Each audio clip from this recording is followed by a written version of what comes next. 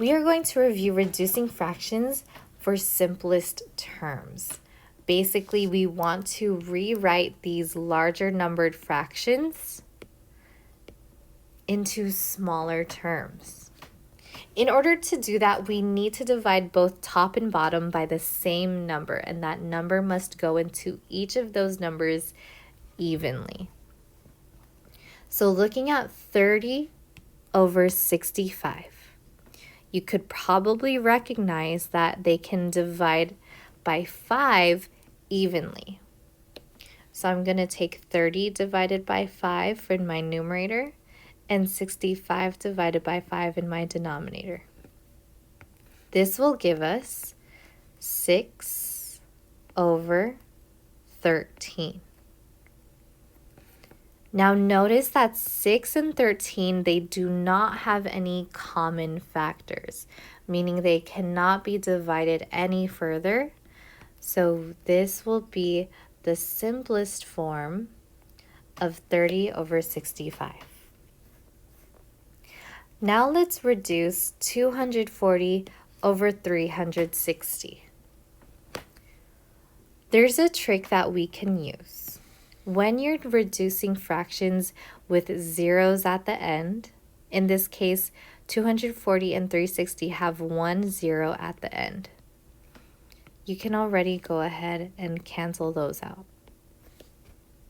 So now this turns into a problem of how do we reduce 24 over 36.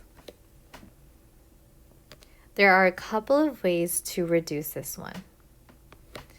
The first one is, what is the largest number that goes into both 24 and 36? That's always the question you want to ask yourself.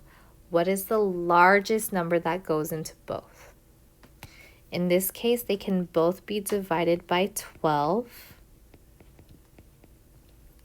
which would leave us with 2 over 3.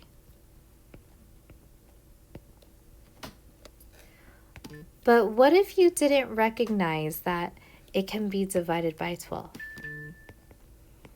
So another way to do this is you could do this in steps. So looking at 24 and 36, you're probably thinking, oh, they could both be divided by 4. Okay, that works. So 24 divided by 4 will give us 6 in our numerator. 36 divided by 4 will give us 9 in our denominator. Oh, but now look at 6 and 9. You could probably also see that those would be evenly divided by 3. So if you reduce both by 3, you would end up with 2 over 3. Now notice that this answer also matches the final answer we got the first time. The only difference here is it took us a couple more steps to get to our final answer, but either way will work.